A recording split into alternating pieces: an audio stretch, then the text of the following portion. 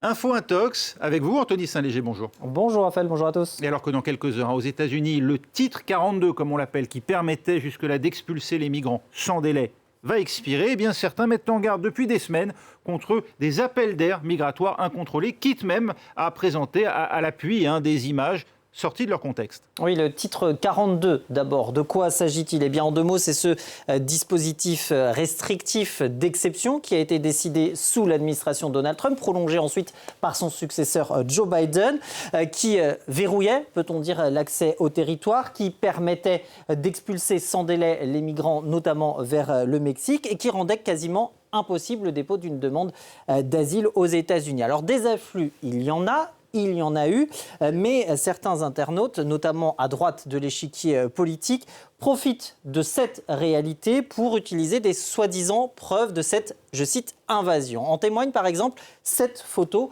que l'on a pu voir circuler sur les réseaux sociaux. On y voit une foule massive de personnes, vraisemblablement des migrants. On voit trois drapeaux aussi, celui du Mexique, du Guatemala et du Honduras. Cette image, elle a été reprise par exemple par cet internaute dont le tweet, vous le voyez, a été vu tout de même près de 2 millions de fois et qui nous dit ceci, voici la plus large, la plus grande invasion aux États-Unis qui commence donc ce jeudi à l'expiration du titre 42 comme l'a décidé Joe Biden. Il y a de même ce consultant américain qui lui également parle d'invasion autorisée par Joe Biden qui nous dit qui va payer le contribuable américain et qu'importe le parti, c'est de toute façon une d'erreur. On va rester poli par rapport au mot qui est employé. Une autre réaction, c'est celle de cette personne qui est issue de l'extrême droite, qui s'est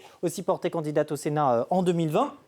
Qui, elle, n'hésite pas à parler d'envahisseurs. Nous n'avons plus de nation, d'État, et qui invite, si ce n'est incite, les Américains à se préparer comme il se doit. Et pourtant, cette image, elle est authentique, mais elle n'a rien à voir avec le contexte actuel. En effet, lorsqu'on fait une recherche d'images inversées, on revient sur des articles de presse qui, regardez, datent de novembre 2018, comme ici celui de Radio-Canada.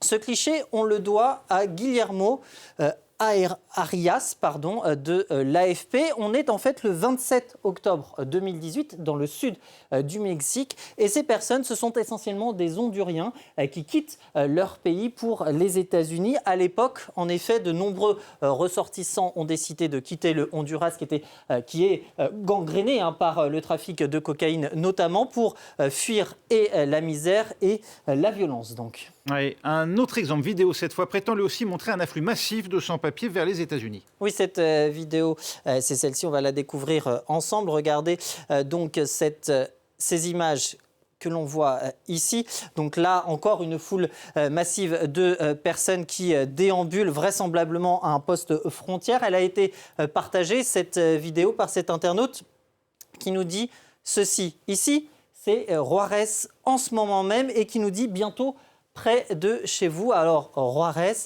c'est en référence, bien sûr, à cette ville mexicaine, Ciudad Juárez, à la frontière avec les États-Unis que l'on voit ici. Mais là encore, le commentaire est manipulatoire puisque cette image, est bien authentique. Certes, la scène a bien été tournée à Juarez puisque lorsque l'on géocalise la vidéo, on revient effectivement à ici. Regardez, on voit que plusieurs éléments correspondent, comme le panneau indiquant qu'il s'agit d'un poste frontière que l'on va retrouver ici. De même, vous retrouvez la parabole ou encore une autre inscription qui correspondent ici. Et ici, on est précisément au pont international Paso del Norte Santa Fe. C'est un des 5 ponts qui relient le Mexique aux États-Unis.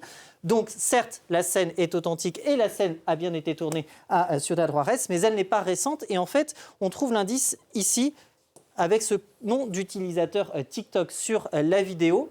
Et lorsque l'on fait une recherche d'images inversées, eh bien on va retrouver le compte TikTok en question et on va s'apercevoir que cette vidéo a été publiée, regardez, dès le 14 mars dernier. Et elle fait vraisemblablement écho à ce qui s'est passé 2 jours avant, le 12 mars, donc, à savoir un afflux massif de migrants venus du Mexique qui tentaient le passage pour les États-Unis après des rumeurs selon lesquelles ils pourraient entrer vers les États-Unis. Et lorsqu'on revient d'ailleurs sur la vidéo en question, regardez, pour ce qui est du sens de la marche, il se fait dans ce sens-là, donc des États-Unis au Mexique.